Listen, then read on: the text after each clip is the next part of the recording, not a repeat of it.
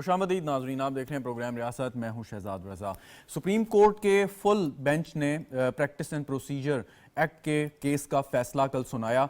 उससे एक जो मुबाहिसा और बहस चल रही थी वो मुकम्मल तौर पर ख़त्म हो गई, और जहाँ पर इसके कानूनी और आइनी पहलुओं का ताल्लुक है वो अपनी जगह पे, लेकिन एक चीज़ जो इस फैसले ने इस्टेब्लिश कर दी है वो ये कि पार्लियामान हमारे इस मुल्क में आईन पाकिस्तान के तहत एक सुप्रीम इदारा है। पार्लियामान की बालादस्ती को मुअज़्ज़ज़ जज साहिबान ने, अदालत ने तस्लीम किया अपने इस फैसले के ज़रिए, और चीफ जस्टिस ऑफ पाकिस्तान यकीनन तारीफ़ के लायक हैं कि उन्होंने एक हाई मॉरल ग्राउंड लिया और अपने इख्तियारात, जो कि वो बासानी अगर ये फैसला सुप्रीम कोर्ट के जजेस चाहते तो ये दे सकते थे कि पार्लियामान जो है सुप्रीम कोर्ट के रूल्स में कानून साजी के ज़रिए तरमीम नहीं कर सकता। उन्होंने इस चीज़ को तस्लीम किया कि ये पार्लियामान का हक है, और अपने इख्तियारात उन्होंने चीफ जस्टिस ऑफ पाकिस्तान ने, टू बी स्पेसिफिक, वो तफवीज़ कर दिए। और अब जैसा कि आप जानते हैं, बार बार इस पर बहस भी हुई, बात भी हुई कि सू मोटो यानी खुद नोटिस लेने की अगर कोई भी कार्रवाई होगी तो एक 3 रुकनी कमेटी करेगी जो मुश्तमिल होगी चीफ जस्टिस और 2 सीनियर तरीन जज साहिबान पर,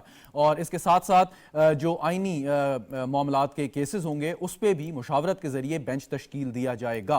माजी में सुप्रीम कोर्ट पर तनकीद होती रही मुख्तलिफ हलकों की जानिब से कि जो बेंच बनते हैं वो ऐसे बनते हैं कि मतलब केस का फैसला लोग पहले से ही तसव्वुर कर लेते हैं, या अपनी पसंद की जो बेंच बनाए जाते हैं और उससे जो इंसाफ है वो मिलता हुआ दिखाई नहीं देता। लेकिन इस फैसले के बाद जो तब्दीली आएगी उससे ये तासुर भी ज़ाइल हो जाएगा कि सुप्रीम कोर्ट में किसी भी किस्म की कोई फेवरेटिज्म है। सो एक अच्छा फैसला पाकिस्तान की अदलिया की तारीख में, और इस केस के दौरान कई दफ़ा चीफ जस्टिस ऑफ पाकिस्तान ने, मुअज़्ज़ज़ जज साहिबान ने इस चीज़ को तस्लीम किया कि सुप्रीम कोर्ट से भी, यानी कि उनके माजी के फैसलों में जो केसेस हुए, आइनी नौयत के जो केसेस थे या दीगर केसेस उसमें गलतियाँ हुई, और ख़ास तौर पर जो हमारी जमहूरी इक़दार हैं उनको भी नुकसान पहुँचा।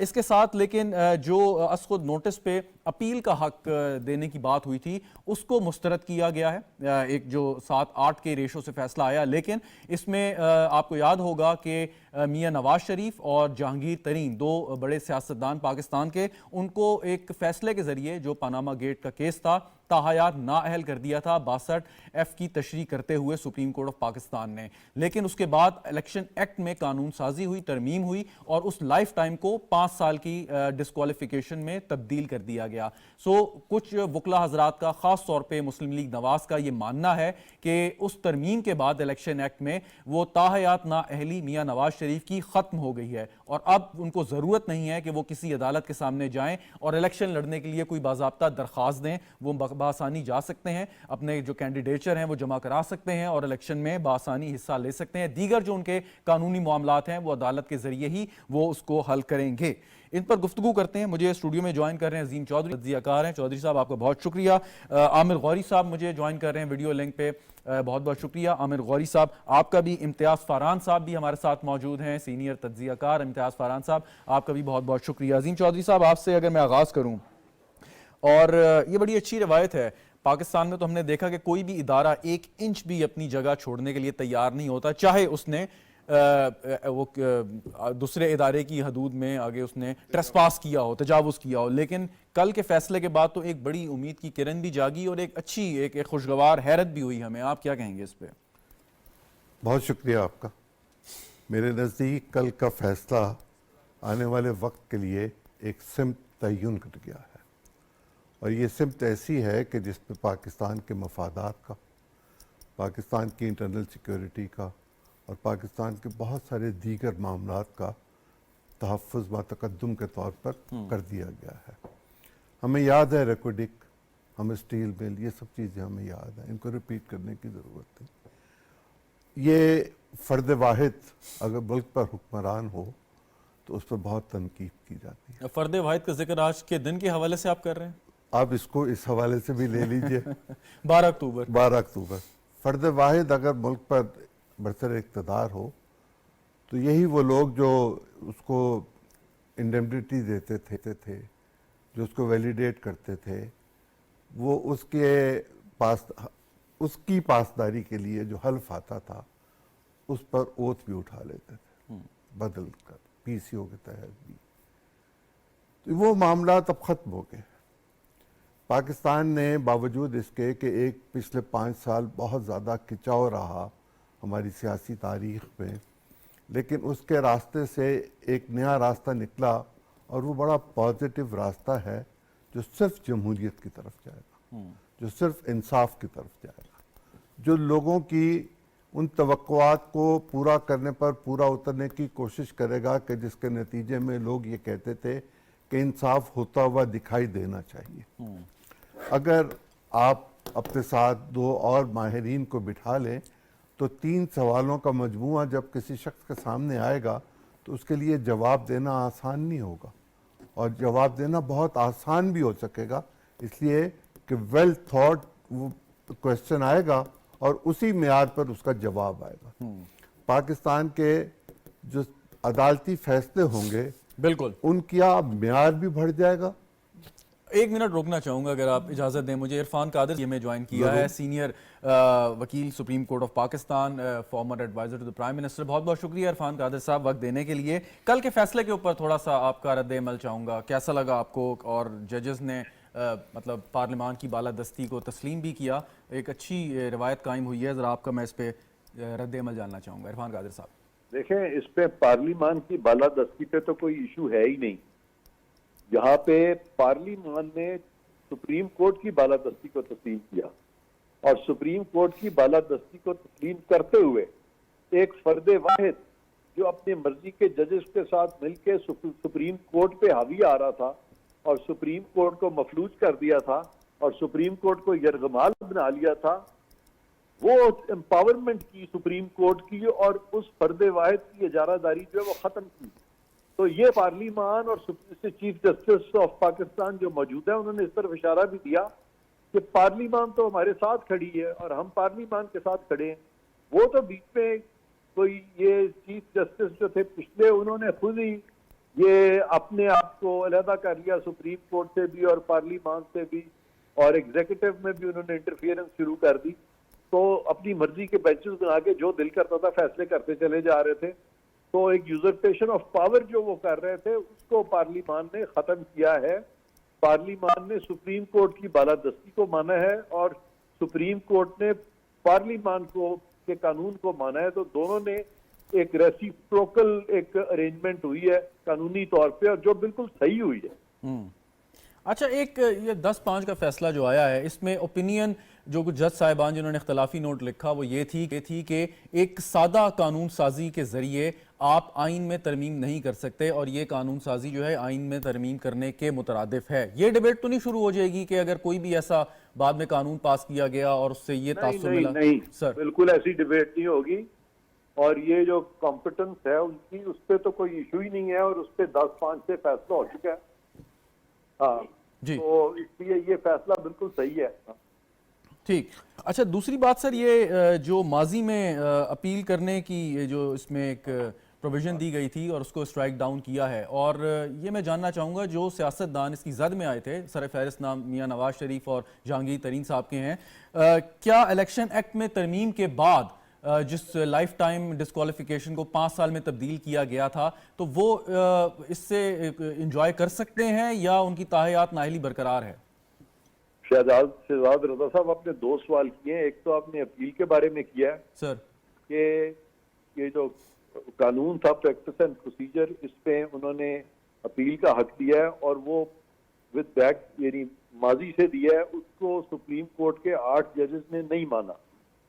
لیکن میں سمجھتا ہوں کہ اس کے خلاف ریویو آئے گا، اور جب ریویو آئے گا تو یہ فیصلہ مجھے بہت امید ہے کہ اوور ٹرن ہوگا، کیونکہ اس میں میں سمجھتا ہوں کہ وہ 7 ججز کا فیصلہ درست ہے، 8 ججز کا فیصلہ درست نہیں ہے۔ اب دوسرا سوال آپ کا جو تھا وہ میاں نواز شریف کی نسبت سے شاید آپ نے سوال کیا۔ جی سر، وہ ذرا ریپیٹ کرتے ہیں کیا؟ سر وہ یہ کہ جب الیکشن ایکٹ میں ترمیم کی اور آپ نے لائف ٹائم ڈسکوالیفیکیشن کو 5 سال میں تبدیل کیا۔ جی میں سمجھ گیا جی۔ انہوں نے سپریم کورٹ کے جو پچھلے چیف جسٹس ہیں انہوں نے ایک فیصلہ دیا تھا، اور یہ پناما کیس میں فیصلہ دیا تھا، تاحیات نااہلی کرنی تھی میاں نواز شریف کی، اور کانسٹیٹیوشن میں یہ لکھا ہی نہیں ہوا تاحیات نااہلی کا۔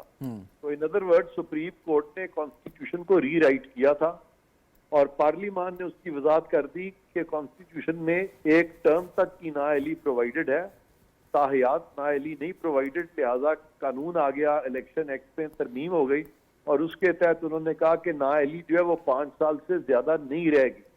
तो वो कानून राइजुल वक्त कानून है और उस कानून के तहत अब मियां नवाज शरीफ जो है इलेक्शन लड़ सकते हैं और उनकी नाअहली अब नहीं है, वो नाअहल नहीं है। बिल्कुल ठीक, बहुत बहुत शुक्रिया इरफान कादिर साहब, आपने हमें वक्त दिया। बात मुकम्मल करें फिर आगे बढ़ता हूँ। मैंने पहली दफ़ा पिछले साल अक्टूबर में अपोजिशन के बेंचों पर बैठी हुई एक खातून रुकन असम्बली की ज़बान से ये सुना कि असम्बली को चाहिए कि वो जजों की तैनाती के मामले में और सुप्रीम कोर्ट के रूल्स के हवाले से 191 के तहत तरमीम तजवीज़ करे। तो मैंने 191 को देखने की कोशिश की और जितना मुझे समझ आया वो ये हो सकता था subject to the law and constitution. इस पर बहुत बहस हुई, हम सब ने सुनी और सारे मुल्क को पता चल गया कि सुप्रीम कोर्ट का डिकोरम क्या है, कैसे बहस होती है, क्या मामला होते हैं। इरफान कादिर साहब से मैं इत्तेफाक नहीं करता। मेरी ये राय है कि मियां नवाज शरीफ साहब अदालत के ज़रिए से मुल्क से बाहर गए थे, उनकी वापसी भी अदालत के ज़रिए ही होगी और बहुत मुमकिन है कि उनको इजाज़त मिल जाए। लेकिन ये कैसे कहा जा सकता है कि 7 जजेस के फैसले को 8 जजेस ने इनकार कर दिया, वो रिव्यू में 9 6 का हो जाएगा या 10 और 5 का हो जाएगा। वो कह रहे हैं उम्मीद है मुझे, मेरी भी उम्मीद ये है कि मैं उनसे इत्तफाक ना करूं, मैं भी अपनी उम्मीद की बुनियाद पर। चलें, पॉइंट टेकन जी। आमिर गौरी साहब, कल के फैसले के बारे में ज़रा जानना चाहूँगा, आप क्या कहते हैं कि इससे एक अच्छा तासुर है सियासी जमातों के लिए भी और आइंदा आने वाली कौमी असम्बली के लिए कि उनका जो एक हक है या उनका राइट है, उनका सवाबदीदी जो इख्तियारात हैं वो दीगर इदारे तस्लीम कर रहे हैं, अब बाकी जो स्पेस है अब ये सियासतदानों ने, जो मुंतखब नुमाइंदे उन्होंने लेनी है। शहजाद, मैं इसको थोड़ा सा जो है वाइडर पिक्चर में देखना चाहूँगा। पिछले पाकिस्तान के जो 15-20 साल हैं उसके अंदर पाकिस्तान की पॉलिटिक्स जो है और अदारों के दरमियान जो तनाव है उसमें बेपनाह बदतरी आई है और शायद ये जो फैसला है ये उसकी एक डिपिक्शन है कि अदारों के जो सरकर्दा अफराद हैं उन्हें भी एहसास हुआ है कि इस तरह मामला आगे नहीं चलेंगे एक दूसरे के साथ सींग फंसा के। अगर जो एलीट इंस्टीट्यूशंस हैं यानी ब्यूरोक्रेसी जो है वो जो करती है, यानी एग्जेक्टिव जो जुडिशरी है और उसके साथ पार्लियामेंट, तो इसके अंदर हुआ ये है कि अगर आप जस्टिस चौधरी के ज़माने से देखें, बल्कि थोड़ा सा और भी पीछे चले जाएं, प्रैक्टिस ये होती है कि जो सुप्रीम कोर्ट का चीफ जस्टिस है जब वो सुओ मोटो लेता था तो आम तौर पे आपको पता है कि जजेस जो हैं वो 2 साल के लिए, 8 महीने के लिए, 2 साल 3 साल के लिए जजेस बनते हैं। आपने सुओ मोटो नोटिस लिए, जिस वक्त आपकी टर्म खत्म हुई अगला चीफ जस्टिस आपका लिया हुआ नोटिस को ऑटोमेटिकली खुद नहीं सुनता, ठीक है ना, वो कहता है भाई ये मेरा नोटिस नहीं लिया हुआ। तो एक ऐसे वक्त में जबकि सुप्रीम कोर्ट में हजारों केसेस जो हैं वो पेंडिंग पड़े हैं और फैसले का इंतजार कर रहे हैं, उसके अंदर अननेसेसरी यानी हाईएस्ट लेवल के ऊपर नए केसेस की जो इंट्रोडक्शन है वो जुडिशरी के काम को जो है वो उसको आप समझिए मुश्किल कर देती है। लिहाजा ये प्रपोज किया गया कि देखें इस तरह करें कि 3 सीनियर मोस्ट जजेस को इसमें शामिल कर लेते हैं, यानी चीफ जस्टिस और द 2 मोस्ट सीनियर जजेस, और फिर वो बैठ के फैसला करें कि अगर भाई देखें किसी मामले पे मैं ये नोटिस लेने लगा हूँ, क्या आप इस केस को सुनेंगे या नहीं सुनेंगे, ठीक है, जब मैं यहाँ से चला जाऊँगा। तो अगर वो समझें कि अगले 3, 4, 5 साल सुप्रीम कोर्ट जो है वो इस प्रोसीजर के अंदर इन्वॉल्व रहेगी और समझती है कि सुओ मोटो के ऊपर जो भी नोटिस दिया जाएगा वो इस मामला जो है वो इस कदर अहम है कि उस पर नोटिस लिया जाना चाहिए, तो फिर आप 3 जजेस से फैसला कर लें, ले लें नोटिस। तो एक आदमी जो है वो अपनी जिसको जिसका पहले मेरे दोस्तों ने कहा कि उसकी जो है ना सवाबदीद पे ना छोड़ा जाए, तो लिहाजा इंस्टीट्यूशनल इम्प्रूवमेंट जो है उसकी गुंजाइश थी वो हासिल कर ली गई है। जहाँ तक आप ये कहते हैं कि जो जजेस हैं, मेरे ख्याल में एक और उससे बड़ी बात जो है जो जस्टिस फायज़ ईसा ने इस्टेब्लिश की है कि सुप्रीम कोर्ट मीन्स ऑल जजेस ऑफ द सुप्रीम कोर्ट। 3 जजेस या 5 जजेस बैठ के ये नहीं कह सकते ये सुप्रीम कोर्ट का फैसला है। तो उन मामलों में जो डिमांड करते थे कि पूरी सुप्रीम कोर्ट बैठ के एक फैसला दे, अब फैसला डिवाइडेड है, 10-5 का आया है या 8-7 का आया है, उसमें जजेस ने जो है अपने इख्तिलाफी नोट लिखे हैं, लेकिन हमने देखा कि इस केस के अंदर, और दूसरी चीज उन्होंने कहा कि इसको पूरी आवाम के लिए खोल दें कि हम क्या डिस्कस कर रहे हैं, and the speed with which this case has been wrapped up. तो बहुत सारी चीजें जो हैं वो नई अच्छी जो है ना वो ट्रेडिशन सेट की हैं। जहाँ तक आपके दूसरे सवाल का ताल्लुक है, देखिए उसके बारे में मुख्तलिफ जो है ना आरा आती रहेंगी कि कौन सा फैसला किसको हिट करेगा किसको नहीं, लेकिन लॉ का एक बड़ा पुराना डिक्टम है کہ ریٹروسپیکٹو لیجسلیشن نہیں ہونی چاہیے, پراسپیکٹو ہونی چاہیے. تو سپریم کورٹ نے کہہ دیا کہ ٹھیک ہے جی, اگر اپریل 2023 سے اس کا جو اطلاق ہوگا, اس میں کون چیلنج کرے گا کون چیلنج نہیں کرے گا, یہ معاملات چلتے رہیں گے, لیکن ہمیں فیصلوں کو کسی ایک شخص یا کسی دو افراد کے حوالے سے نہیں دیکھنا چاہیے. ہمیں دیکھنا یہ چاہیے کہ ادارے جو ہیں وہ بجائے ایک دوسرے کے ساتھ اختلاف اور جھگڑے سے آگے چلیں. میرا خیال پاکستان جو ہے اس میں اس فیصلے سے تھوڑی سی امید پیدا ہوئی ہے کہ کل کو ججز جو ہیں وہ فیصلے کریں گے wider interest of the public, wider interest of the constitution and law. اور جہاں تک ایک آپ کا سوال درمیان میں کہنا چاہ رہا تھا, دیکھیں قوانین جو ہیں وہ ہمیشہ سمپل میجورٹی سے بنتے ہیں. ہر سوال جو ہے وہ تو اس کے سپریم کورٹ کے پاس نہیں جائے گا انلیس کانسٹیٹیوشنل میٹر ہے. اگر ہماری سمپل میجورٹی ہے, مطلب ایک پارٹی اس کے ساتھ دو اس کے الائز, ساری دنیا میں یہ ہوتا ہے, سمپل لا میکنگ جو ہے وہ ہوتی رہتی ہے. ہاں, اس کو جو سپریم کورٹس ہیں وہ اس کے اوپر ایڈجوڈیکیٹ کر سکتی ہیں کہ یار یہ فیصلہ جو ہے وہ یہ فیصلہ جو ہے کہیں آئین کے خلاف تو نہیں ہے, وہ اس کی تشریح کر سکتی ہیں, لیکن وہ پارلیمنٹ کا رائٹ نہیں لے سکتی سمپل میجورٹی سے قوانین بنانے کا. ویری رائٹ, بالکل ٹھیک. امتیاز فاران صاحب, سپریم کورٹ کے اس فیصلے کے بعد ایک اور لوگوں نے جو اس پر جہاں پر اس پہ تعریف کی ہے اور اطمینان کا اظہار کیا ہے, وہاں پہ ماضی کے یعنی کہ کانٹیکس میں, ہسٹوریکل کانٹیکس میں یہ بھی کہا کہ ادارے ایک دوسرے کی حدود میں مداخلت کرتے رہے اور جس کا نقصان پاکستان کی جمہوریت کو, پاکستان کے عوام کو ہوا. اب اگر دیکھیں تو بارہا باوجود اس کے کہ گزشتہ حکومت نے یا اس سیاسی جماعت نے دعوت دی ایسی قوتوں کو کہ جی آئیں اور ہماری مدد کریں, لیکن انہوں نے کہا کہ ہم آئین کے تحت کام کرنا ہے. سپریم کورٹ کا یہ فیصلہ آ گیا, الیکشن ہونے جا رہے ہیں, پارلیمان آئے گی, تو یہ ایک انکریجنگ سائن ہے. اور جو ڈیبیٹ ہوتی ہے کہ الیکشن کے بعد کتنی بہتری آئے گی پاکستان میں, اس کو بھی اب نہیں ہونا چاہیے. ہمیں ایک اچھی اور مثبت سوچ سے الیکشن میں جانا چاہیے. آپ کیا سمجھتے ہیں؟ بسم اللہ الرحمن الرحیم. دیکھیں بالکل صحیح ہے, ہمیں اچھی سوچ کے ساتھ آگے نہ صرف ابھی بلکہ ہمیشہ اچھی سوچ کے ساتھ آگے جانا چاہیے, اختلافات رکھتے ہوئے, اور ایک دوسرے پہ تنقید ہونی چاہیے, ایک دوسرے کی تضحیق نہیں کی جانی چاہیے. ہمارے پاکستان میں گزشتہ 5-6 سال میں تضحیق کا پہلو زیادہ تھا اور تنقید کا پہلو نہیں رہا. اب یہ ایک فیصلہ آیا ہے, بہت اچھا فیصلہ ہے, اور میں عرفان قادر صاحب نے جو بات کی ہے اس سے سپریم کورٹ کی بالادستی مزید امپروو ہوئی ہے. اب مزید اس کے اوپر جو اعتماد ہے وہ بڑا ہے, اور یہ بھی ثابت ہو گیا کہ جو پارلیمان ہے جس پر تنقید کی جا رہی تھی وہ کیپیبل ہے لیجسلیشن کے لیے, کہ وہ ایک اچھی لیجسلیشن کر سکتا ہے. اور میری اپنی دانش میں شاید یہ پہلی لیجسلیشن ہے جس کو فل کورٹ نے سنا اور اس کو جسٹیفائی کیا. اب وہ لیتا ٹھیک 10 اور 5 والا معاملہ ضرور آیا, لیکن چونکہ فل بینچ بیٹھی, اس کو ہم یقیناً سپریم کورٹ کا فیصلہ کہہ سکتے ہیں. اور اس کی روشنی میں جو چیز آگے بڑھے گی تو یقیناً آنے والے الیکشن میں جو الیکٹرول مسائل آئیں گے, الیکٹرول کیسز آئیں گے, اس پہ بھی اس بات کے امکانات ہیں کہ ٹریبونل سے ہوتے ہوئے انہیں سپریم کورٹ میں آنے میں کوئی دقت نہیں ہوگی, اور اس بات کا انہیں یہ یقین ہوگا کہ بر وقت فیصلہ ہوگا.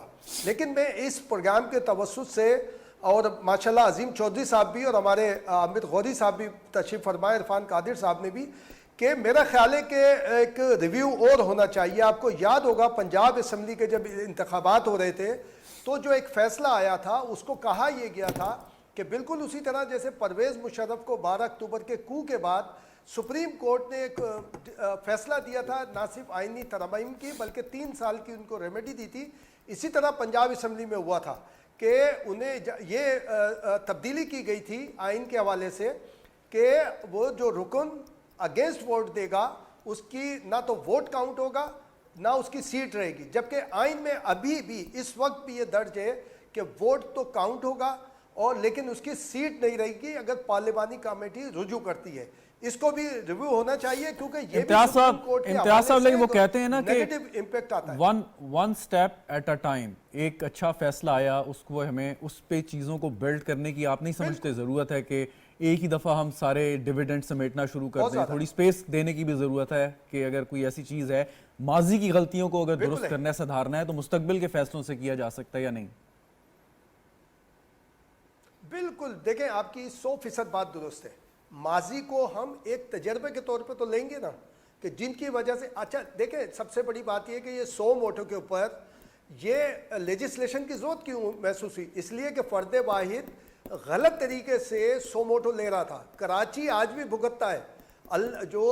یہ جو نسلا ٹاور تھا وہ سوموٹو کی وجہ سے ہوا تھا, یعنی پھر اس کے اندر اپیلیں آ گئی تھی, وہ ابھی تک سوموٹو کراچی کے حوالے سے ابھی تک کنٹینیو ہے, اس کا ابھی تک حتمی فیصلہ نہیں آیا. پھر ہمیں ماضی کے تجربے کے ساتھ آگے پڑھیں گے کہ پہلے کہا جاتا تھا کہ حکومت اور اسٹیبلشمنٹ ایک پیج پر ہے, لیکن اب ادارے ایک پیج پر ہیں. یہ ایک اچھی ڈیولپمنٹ ہوئی ہے کہ تمام ادارے ایک پیج پہ آئے. اور دوسری ایک اور پینڈنگ ہے, ذوالفقار علی بھٹو شہید کے حوالے سے اس کیس کو ریویو کرنے کے لیے صدر آصف زرداری کا ریفرنس موجود ہے. تو میں سمجھتا ہوں کہ ہمیں اب جب ایک اچھے دور کا آغاز ہوا ہے تو بہت ساری چیزیں ساتھ لے کے چلیں, اور چارٹر آف ڈیموکریسی ہو چکا ہے اس ملک میں, اب چارٹر آف پاکستان ہونا چاہیے جس میں ہمارے تمام ادارے اس کے اندر شریک ہوں اور یہ عہد کریں. آل رائٹ, میں عظیم چودھری صاحب, میاں نواز شریف صاحب لندن سے سعودی عرب پہنچ چکے ہیں, اس کے بعد وہ چند دن دبئی میں قیام کریں گے, پھر وہ پاکستان تشریف لے آئیں گے. کیا ہوگا ان کے آنے کے بعد؟ دیکھیں, پاکستان کے موجودہ معروضی حالات میں, سیاسی حالات میں, ایک پولیٹیکل پارٹی تو اپنی کیمپین میں چلی گئی ہے. وہ کیمپین کے بالکل ابتدائی مراحل میں ہے. کچھ جماعتیں اس تذبذب کا شکار ہیں کہ کیا جنوری میں الیکشن ہو سکتے ہیں یا اس کو موسم کی بہتری کے ساتھ بہتر کر لیا جائے.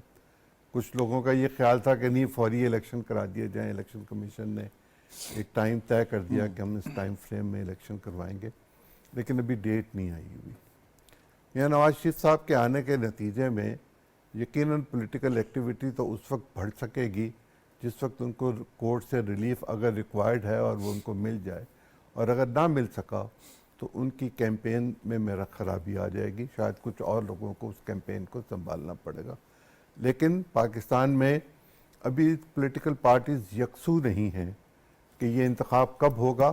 یہ کلیئرٹی آ جانی چاہیے, اور یہ پاکستان الیکشن کمیشن ہی کی ذمہ داری ہے کہ وہ ان لوگوں کو جو الیکشن کروانا چاہتے ہیں اور وہ لوگ جو الیکشن میں رکاوٹ پیدا کرنا چاہتے ہیں, ان دونوں کو آمنے سامنے میز پہ بٹھا کے ایک دفعہ بات سن کے کچھ چیزوں کو طے کر لیں. اچھا, وہ جو سیاسی جماعتیں جو کہہ رہی ہیں کہ جی جنوری سے بھی آگے لے جائیں الیکشن, وہ کیوں کہہ رہی ہیں, کیوں چاہتے ہیں, وہ کیا وجہ؟ ویسے تو پاکستان میں موسم سرما میں الیکشنز ہو چکے ہیں, برف میں بھی ہو چکے ہیں. بے نظیر صاحبہ کی شہادت کے بعد بھی جب الیکشن ہوئے تھے تب بھی موسم سرد تھا, شدید تھا. ممکن ہے پولیٹیکل پارٹیز کے پاس ابھی کوئی سلوگن نہ ہو, اور میرا خیال ہے پاکستان کی کسی پولیٹیکل پارٹی کے پاس اس وقت پبلک اٹریکشن کے لیے کوئی سلوگن نہیں ہے. کیا معیشت ایک سلوگن بن سکتا ہے؟ ہم اس کو پہلے بھی کئی دفعہ دیکھ چکے ہیں, بہت عرصے سے اس پر بات ہو رہی ہے. کیا روٹی کپڑا مکان کی طرح کا کوئی نیا نعرہ آ سکتا ہے؟ کیا عزت دو کا کوئی نیا نعرہ آ سکتا ہے؟ تو ابھی پولیٹیکل پارٹیز کا اس میں جہاں تک آپ پولیٹیکل پارٹیز کو قصوروار کرتے ہیں, جو پاکستان کے عوام ہیں باشعور ہیں, انہیں معلوم ہے انہوں نے کس کو اور کس بنیاد پر ووٹ دینا ہے. آپ نہیں سمجھتے, اگر عامر غوری صاحب کے بعد آپ کے پاس آؤں, عامر غوری صاحب, یہ جو بڑے ایک اہم نقطہ عظیم چودھری صاحب نے اٹھایا ہے کہ اگر آپ کہیں گے جی میں لٹکا دوں گا, میں پیٹ پھاڑ کے پیسے نکال لوں گا, یا میں یہ سزا دوں گا, میں جیل میں ڈال دوں گا, میں سمندر میں غرق کر دوں گا, ان نعروں پہ جو ہے ووٹر اٹریکٹ ہوتا ہے. یہ کتنی بدقسمتی کی بات ہے اگر کوئی سیاسی جماعت مثبت ذہن کے ساتھ, ویژن کے ساتھ ایک آپ کو رستہ دے رہی ہے معیشت کو سنبھالنے کے لیے, اور اس کے اس کام پہ یا اس کے ویژن پہ, اس کے اس منشور پہ لوگ جو ہیں وہ اٹریکٹ نہیں ہوتے, اس طرف آتے نہیں ہیں. یہ کیا, کس کو آپ قصوروار اس میں سمجھیں گے, عوام کو یا سیاسی جماعتوں کو؟ دیکھیں شہزاد, میرا خیال ہے کہ جو پولیٹیکل پارٹیز ہیں, پاکستان کی بڑی پولیٹیکل پارٹیز, اور یہ ایک سیڈ ریفلیکشن ہے ہمارے ہاں کہ پارٹیز جو ہیں وہ تو تقریباً 10-12 ہی ہیں جو پارلیمنٹ کے اندر موجود ہیں, اور ان کے اندر بھی بعض ایسی پارٹیز بھی ہیں جن کی صرف 2, 3, 4, 5 جو ہیں وہ ممبر ہوتے ہیں نیشنل اسمبلی میں بھی اور اسی تناسب سے پروونشل اسمبلیز میں, لیکن ان کا جو پبلک ویٹ ہے وہ زیادہ ہے. میڈیا کے ذریعے پریس کانفرنس کرنا, جلد سے جلوس کرنا, جو سٹرائکس کروانا, اس کی وجہ سے.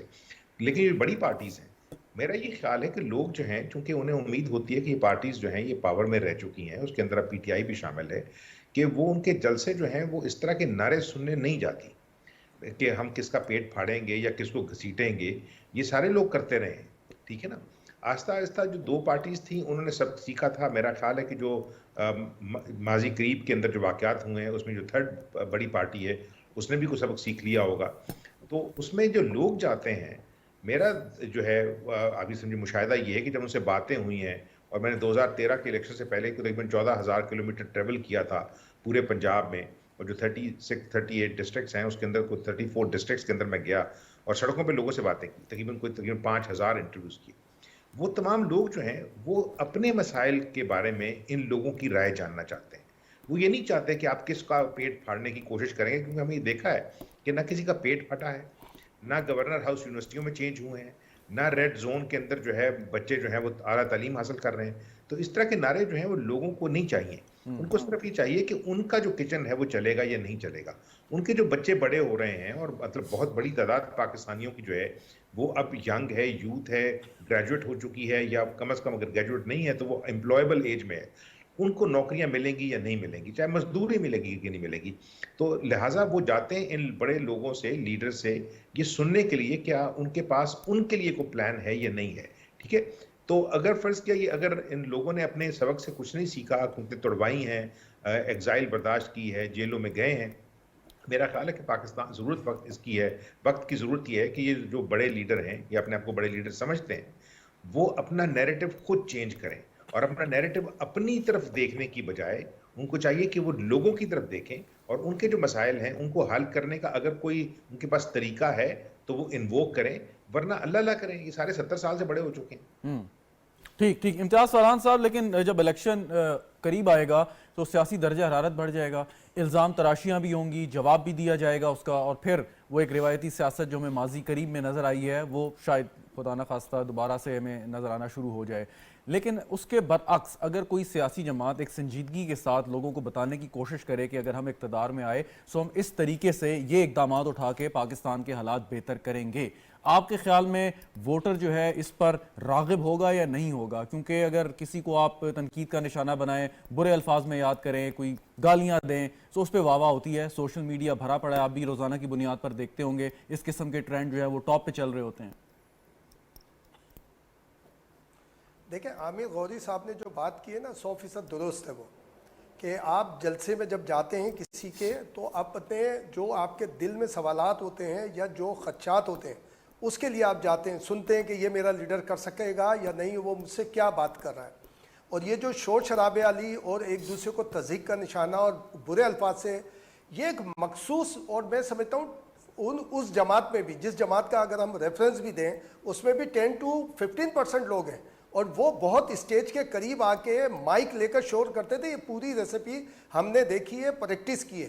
اس کا مطلب پورے جلسے کی وہ رائے نہیں ہوتی تھی, وہ جو آگے کھڑے ہوتے تھے اور ان سے یہ کہلوایا جاتا تھا وہی یہ باتیں کر رہے ہوتے تھے. لیکن جو عظیم چودھری صاحب نے بات کی, میں اس حوالے سے بات کرنا چاہوں گا کہ اگر ان کو موقع نہیں ملتا, نواز شریف صاحب کو, اگر وہ جیل چلے جاتے ہیں تو پھر اثر پڑے گا. میں سمجھتا ہوں نہیں پڑنا چاہیے. 2018 کے انتخابات نواز شریف صاحب کے بغیر ہوئے تھے, 2018 کی کمپین میں بھی نواز شریف, لیکن میں سمجھتا ہوں کہ اگر نواز شریف ملک میں آنے کے بعد جیل جاتے ہیں تو وہ نون کے لیے بہت زیادہ فروٹفل ہو سکتا ہے.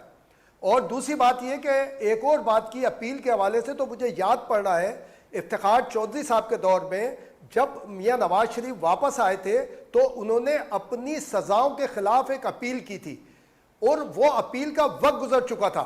اس کے باوجود سپریم کورٹ نے افتخار چودھری صاحب کی تھی, وہ اپیل سنی تھی اور انہیں ریلیف ملا تھا, اور اس کی وجہ سے صدر آصف زرداری نے شہید ذوالفقار علی بھٹو کا ریفرنس بھیجا تھا کہ اگر ٹائم بار 1 دن کا ہو یا 10 سال کا ہو, اگر سپریم کورٹ نے ایکسیپٹ کیا ہے تو وہ ہونا چاہیے. تو میں سمجھتا ہوں کہ نواز شریف کو وہ والا فیصلہ جو ہے وہ یوٹیلائز کرنا چاہیے.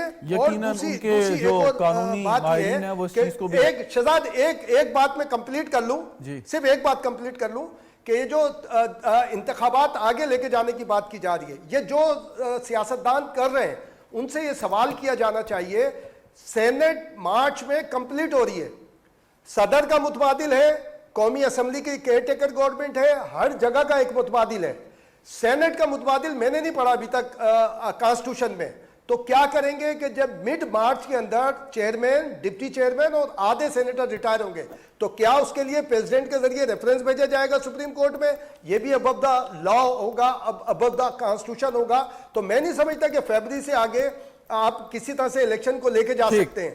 اگر کوئی اس قسم کا ہے تو وہ تو خدا نہ خواستہ جب سینٹ نہ ہو، سینٹ تو ایک کنٹینیویشن ہے ڈیموکریسی کی. تو میں نہیں سمجھتا کہ فیبری سے آگے لے جانے کی کوئی بات ہونی چاہیے، اور ہمیں ان سیاستدانوں سے سوال کرنا چاہیے کہ کیوں یہ بات کر رہے ہیں. عظیم چودھری صاحب، ایک ڈیبیٹ اور بھی ہوتی ہے اور یہ اکثر سوال بھی ہوتے ہیں. اگلے دن وزیر اعظم صاحب کے ساتھ کچھ صحافیوں کی نشست تھی، وہاں پر بھی ایک سوال ہو گیا. انہوں نے کہا جی الیکشن جو ہے وہ اس چیز کو انشور کریں کہ ملک میں سیاسی استحکام ہوگا اور سیاسی استحکام کے نتیجے میں معاشی استحکام آئے گا. اور بات یہ ہو رہی ہے کہ کیا یہ آنے والے الیکشن وہ سیاسی استحکام دے پائیں گے یا نہیں دے پائیں گے. یہ ڈیبیٹ ہونی چاہیے، چاہے دے یا نہ دے، الیکشن نے تو ہونا ہے اپنے وقت کے مطابق. میں اس سے تھوڑی سی مختلف رائے رکھتا ہوں، لیکن یہی جو آپ کا سوال ہے اس کا جواب اس میں آ جائے گا. دیکھیں، انتخابات کے بعد بھی پولیٹیکل پارٹیز کو بیٹھ کے معاملات طے کرنے پڑیں گے. یہ 1970 سے جب بھی الیکشن ہوئے، پولیٹیکل پارٹیز بیٹھ سکیں یا نہیں بیٹھ سکیں یہ الگ بات ہے، طے کر سکیں یا نہیں کر سکیں یہ الگ بات ہے، لیکن ان کے درمیان رابطہ موجود رہا اور اس رابطے کی بنیاد پہ کمیونیکیٹ چیزیں ہوتی رہیں. پاکستان اس وقت معاشی طور پر جس مشکل صورتحال سے دوچار ہے، ہمیں ایک طویل عرصے کے لیے ایک پروگرام چاہیے کہ جو بھی حکومت آئے اگلے 5 سال 10 سال 15 سال میں وہ ان بڑے پروجیکٹس کو تبدیل نہیں کرے گی. یہ نہیں ہوگا کہ اگر موٹر وے بن رہی ہے، ایک سیکشن نہیں بنا ہوا تو اس لیے نہ بنایا جائے کہ وہ شہزاد رضا نے شروع کیا تھا اور عظیم چودھری اس کا بینیفٹ لے جائے گا. نہیں، یہ نہیں ہونا چاہیے. ہونا یہ چاہیے کہ جو نیشنل پروجیکٹس ہیں ان کو پورا کیا جائے اور پاکستان کی قوم کو یہ بتایا جائے کہ ہم اپنی معیشت کو ٹھیک کرنے کے لیے کیا قرضوں پر انحصار کریں گے، کیا خود انحصاری کے لیے ہم اپنی ڈیولپمنٹ کو خود کریں گے، کیا ہم اپنے ٹیکسیشن کے نظام کو خود ٹھیک کریں گے، کیا ہم سمگلنگ کے معاملات کو کنٹرول کریں گے، کیا ہم اپنی زراعت کو بہتر کریں گے، کیا ہم اپنے نہری پانی کو چوری کرنا بند کریں گے. یہ وہ ایشوز ہیں جو عام آدمی سے متعلقہ ہیں اور اسی کے نتیجے میں اس کو روزگار ملے گا، سستی بجلی ملے گی، اس کو پیسوں جو ہیں ان کی قدر بڑھے گی، ڈالر کی قیمت کم ہوگی. اس کے نتیجے میں پاکستان میں ایک مستحکم حکومت بن سکے گی. ادروائز اگر اکنامک ڈیبیکل رہا، اکنامک پرابلمز رہیں تو ہر چوتھے دن، ہر 5ویں دن، ہر 10ویں دن کوئی نہ کوئی سڑک پہ جلوس ہوگا اور جلوس کا فائدہ نہیں ہوتا. اس کا معاشی طور پر نقصان ہوتا ہے، سماجی طور پر نقصان ہوتا ہے اور قوم کا جو مزاج ہے اس میں بھی ایک نیگیٹیوٹی آتی ہے. تو ہمیں پوری کی پوری قوم کو اب پازیٹیوٹی کی طرف لے کر جانا چاہیے کہ ہم نے کافی مشکل وقت دیکھ لیا، آئیے ہم اب اس کو آسانی میں تبدیل کرنے کے لیے ایک دوسرے کا ہاتھ پکڑیں اور کوشش کریں. ٹھیک، تو مطلب یہ بحث بالکل حاصل ہے، یہ وقت سے پہلے ہونی چاہیے، یہ الیکشن سے پہلے ہونی چاہیے، بالکل ہونی چاہیے. الیکشن کے بعد اس پر بیٹھ کے جو بات کرنی ہے کہ جی آئیے ہم حکومت کو بنا رہے ہیں، 4 وزیر آپ کے 6 میرے 9 اس کے 5 اس کے، اور ہم یہ کریں گے. یہ پہلے طے کر لیا جائے کہ ہمارا پروگرام کیا ہوگا. ویری رائٹ، بالکل. یہ اسی کے ساتھ جڑا ہوا اگر ایک اور سوال اٹھاؤں میں آپ کے سامنے عامر غوری صاحب، کہ دنیا بھر میں جہاں جمہوریت کی قدریں مضبوط ہیں وہاں ہنگ پارلیمنٹس آتی ہیں، ہمارے پڑوسی ملک میں آتی ہیں، دنیا بھر میں آتی ہیں اور وہاں پہ مختلف سیاسی جماعتیں کولیشن بنا کے حکومت شروع کر دیتی ہیں. پاکستان میں بھی 2002 سے لے کے اب آگے آئیں تو ہمیں اسی قسم کی مخلوط حکومتیں نظر آئی ہیں، ماسوائے 2013 کے. چودھری صاحب correct me if I am wrong. تو اس میں کیا بات ہے؟ یہاں پہ یہ سمجھا جاتا ہے کہ اگر اس قسم کی پارلیمنٹ یا قومی اسمبلی آئے گی 13 بھی مخلوط تھی. جی 13 بھی، تو وہ جو بھی اس میں سب سے بڑی اکثریتی جماعت ہوگی جس کا وزیر اعظم کا، وہ کھل کے کھیل نہیں سکتی. یہی شکوہ آج کل پیپلز پارٹی کر رہی ہے کہ جی وزیر اعظم ان کے تھے، ہم کیا کرتے. تو سوال یہ کہ کیا یہ حل ہے الیکشن کے بعد اگر کوئی ایک اچھی اکثریت کے ساتھ آئے، ایک سنگل ہینڈڈلی ایک سیاسی جماعت حکومت بنائے تبھی استحکام آئے گا، یا آپ سمجھتے ہیں کہ ہنگ پارلیمنٹ بھی ہو تو کوئی مذائقہ نہیں؟ شہزاد، یہ بہت بڑا سبجیکٹ ہے، اس میں اتنے زیادہ سوال آپ نے اٹھا دیے ہیں کہ یقین کریں وہ مجھے سوچتے ہوئے پریشانی ہونے لگی ہے. دیکھیں، پاکستان جو ہے پچھلے 20-25 سال میں دوبارہ سے آپ سمجھ لیں، بلکہ 91 سے ایفیکٹولی جو لوگ پالیٹکس کر رہے ہیں اور جن لوگوں نے پالیٹکس کو ایک خاص نہج پہ لے جانے کی کوشش میں اپنا رول ادا کیا ہے، آپ سمجھتے ہوں گے، آپ کے ناظرین بھی سمجھتے ہوں گے ہمارا رخ کس طرف ہے. پاکستان ایفیکٹولی پولیٹیکلی اب 4 ملک بن چکا ہے. یعنی کوئی پولیٹیکل پارٹی ایسی نہیں ہے جو پاکستان کو ایفیکٹو یعنی اسٹرینتھ کے ساتھ 2 صوبوں میں جیت لے, ٹھیک ہے. اب اس کے اندر سب سے بڑی بات یہ ہے کہ جو تقسیم ہے سیٹوں کی وہ پاپولیشن بیسڈ ہے. تو اگر فرض کیا 140 سے زیادہ سیٹیں جو ہیں وہ پنجاب کے اندر ہیں اور کوئی پارٹی جو ہے وہ 120-125 سیٹیں جیت جائے گی تو ڈیفینیٹلی پاکستان کو تو وہ رن کرے گی. تو لہٰذا میرا اپنا یہ خیال ہے کہ وہ پارٹی بجائے یہ سمجھتے ہوئے کہ وہ اس کے پاس ایک کارٹ بلانش مل گیا, اس کو ایک مطلب پوری آزادی مل گئی کہ پاکستان کو اپنی مرضی سے چلائے, اس کو باقی صوبوں کی جو پولیٹیکل فورسز ہیں ان کو ساتھ لے کے چلنا پڑے گا, نمبر 1. نمبر 2, یہ جو بات ہے دیکھیں پاکستان کے اندر جو مسائل ہیں ان کے لیے بہت ضروری ہے اب یہ سمجھنا کہ جو 18th امینڈمنٹ کے بعد جو پاورز ہیں جو پروونسز کو ڈیلیگیٹ ہوئی ہیں اس نے بہت زیادہ بوجھ ڈال دیا ہے صوبے کے پولیٹیشنز پہ کہ کیا وہ اپنے مسائل کو چلا سکتے ہیں یا نہیں, کیونکہ وہ یہ رائٹس مانگ رہے تھے. تو لہٰذا چیف منسٹر جو مرضی بنے, میرا خیال ہے کہ پاکستان کے اندر جو 5 فائنانس منسٹر ہوں گے اور 5 ہوم منسٹر جو ہوں گے, یعنی لا اینڈ آرڈر کو جو کنٹرول کریں گے اور جو اکانومی کو جو ہے وہ ایک ڈائریکشن دیں گے, وہ بہت ضروری ہوگا کہ کیا صوبوں کے پاس افیکٹو, قابل, لائق اور امیجنیٹو جو ہے فائنانس منسٹر ہیں یا نہیں ہیں, کہ کیا وہ اپنے صوبے کی اکانومی, ان کو اسلام آباد کی طرف دیکھنا نہیں چاہیے کیونکہ اسلام آباد کے پاس اب صرف ریزیڈول پاور رہ گئی ہیں. ان صوبوں کو جو ہے یہ پروو کرنا ہے اور یہ سیاستدانوں کو پروو کرنا ہے کہ وہ اپنے اپنے صوبے, اپنے اپنے ضلع, اپنے اپنی کمشنریاں, اپنے اپنی تحصیلیں چلا سکتے ہیں, جس طرح عظیم بھی کہہ رہے تھے. لیکن سوال یہ کہ کیا ہمارے ہاں پولیٹیکل پارٹیز میں ایسے لوگ ہیں یا نہیں ہیں. تو میرا یہ خیال ہے کہ اگر میں ایک طرح مشورہ دے رہا ہوں, وہ مجھے پتا ہے کہ مشورہ مانا نہیں جائے گا, کہ جو پارلیمنٹس ہیں ان کے اندر پولیٹیکل پارٹیز کو یہ سوچنا چاہیے کہ چونکہ پارلیمنٹ کا کام صرف لا میکنگ کرنا ہے تو پھر انہیں چاہیے جس طرح باہر کے لوگوں سے, باہر کی جس طرح آپ نے مثال دی ہے, وہاں سے دیکھتے ہوئے ان لوگوں کی طرف, انڈیا ایک اچھی مثال نہیں ہے, وہاں الیکشنز ہوتے ہیں لیکن وہاں پہ پارلیمنٹ میں جو ہے ابھی جمہوریت جو ہے وہ بہت دور کی بات ہے. لیکن یورپ کے اندر بعض ایسے ممالک میں اگر دیکھیں بہت بڑی تعداد, اور امریکہ میں جو پالیٹیشینز ہوتے ہیں ان کی بیک گراؤنڈ لیگل پروفیشن کی ہوتی ہے, کیوں, انہیں لا میکنگ کرنی ہوتی ہے.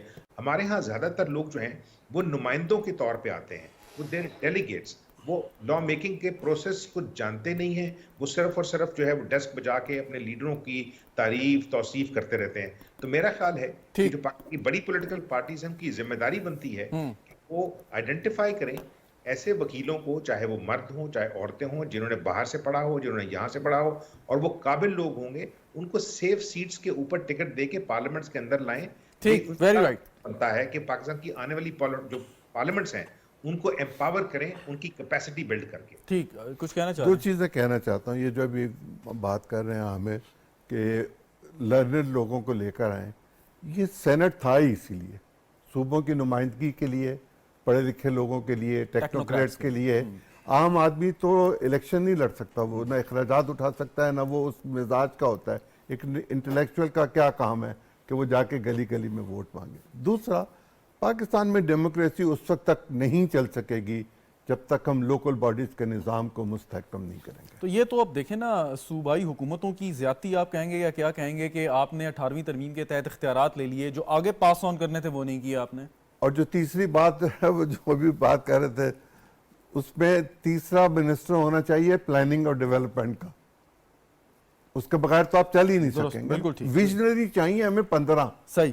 اگر ہمارے پاس 15 ویژنری ہوں تو ہم ملک کو چلانے کے لیے بہتری کر سکتے ہیں, اور اگر ہم 4 اور بیچ میں شامل کر لیں لوکل باڈیز کے منسٹر, ٹھیک, تو پھر سارا ہی کام ٹھیک ہو جائے گا. کوئکلی عامر غوری صاحب لاسٹ کمنٹ میں نے لینا ہے امتیاز صاحب سے. میرے سے ایگری تو کر رہے ہیں, ٹھیک ہے نا, اور میں ان کا شکر گزار ہوں, لیکن چھوٹی سی ایک بات دیکھیں, جو سینٹ ہے نا اس کے پاس مسائل جب جاتے ہیں نا تو جو لاسٹ سٹیج ہوتی ہے, جو ڈسکشنز ہیں, جو کمیٹیز ہیں, آئدر ہاؤس, ہاں وہ تو جو ہے, اور وہ اگر امپورٹنٹ لا میکنگ ہے نا اس کو ریورس نہیں کروا سکتی. مطلب جو essence of upper house of parliament ہے وہ صحیح طور پہ آئین کی آئدر ہاؤس کا لفظ ہے وہ ہونا چاہیے. چلیں, بہرحال امتیاز صاحب فائنلی یہ بتائیں کہ جو کولیشن اگر بنتی ہے, اب ماضی قریب میں کولیشن بنی, ایک مخلوط حکومت بنی, لیکن ان کا جو مقصد تھا وہ یہ تھا کہ ایک سیاسی جماعت یا ان کی حکومت سے نجات حاصل کریں, کیونکہ وہ سمجھتے تھے, شاید دل سے سمجھتے تھے کہ وہ ملک کو ایک بحران کی طرف لے کے جا رہے ہیں یا کھائی کی طرف لے کے جا رہے ہیں.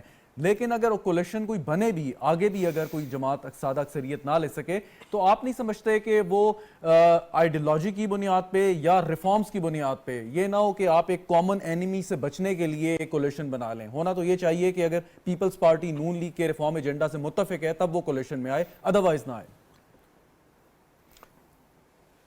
मेरा ख्याल है शहजाद, दोनों जो बड़ी जमातें एक दूसरे के रिफॉर्म से मुत्तफिक हैं, और अभी भी नहीं, माजी में भी ऐसा रहा है, वरना तो 18वीं तरमीम कभी भी मंजूर नहीं हो सकती थी।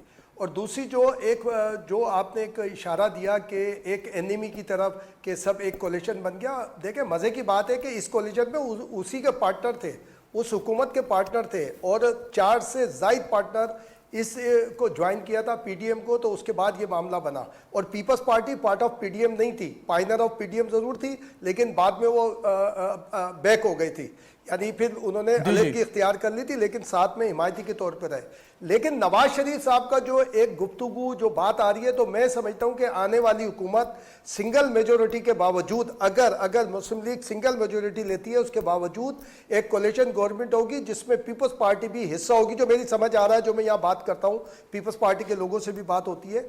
और आपके प्रोग्राम के तवज्जुह से मैं एक अपील करना चाहूँगा नवाज शरीफ साहब से और मुस्लिम लीग नून की जो एक लीडरशिप है कोर कमेटी से, कि वो नवाज शरीफ साहब को चाहिए कि अस खुद इस्तकबाल के मामले को ख़त्म करवा दें। वो बिल्कुल, देखें, अगर शहीद रानी मोहतरमा बेनज़ीर भुट्टो आई थी तो उस वक्त ज़ियाउल हक आमिर था, और जब नवाज शरीफ साहब ने अटेम्प्ट किया था सऊदी अरब से वापसी के लिए, तो उस वक्त परवेज़ मुशर्रफ एक डिक्टेटर यहाँ पर मौजूद थे। अभी आपके पास एक पॉलिटिकल केयरटेकर पॉलिटिकल रिजीम है जिसकी पास अपनी एक कहीं ना कहीं से ब्लेसिंग जरूर है, तो इसको छोड़ दें, रूटीन तरीके से वो पाकिस्तान तशरीफ लाए। और जैसे शहजाद अजीम चौधरी बोल रहे थे ना, अजीम चौधरी साहब की तरह वो अदालत से जाए, अदालत से जब रिलीफ हो उसके बाद भरपूर वो करे। नवाज शरीफ की शख्सियत को किसी इस्तकबाल की जरूरत नहीं है, उनका पाकिस्तान की वापसी ही सबसे बड़ा इस्तकबाल है। बहुत शुक्रिया इम्तियाज फरहान साहब, अजीम चौधरी साहब, आमिर गौरी साहब हमारे मौजूद थे। नाज़रीन, गुफ्तगू आपने सुनी, प्रोग्राम देखने का शुक्रिया, इजाज़त दीजिए, खुदा हाफिज़।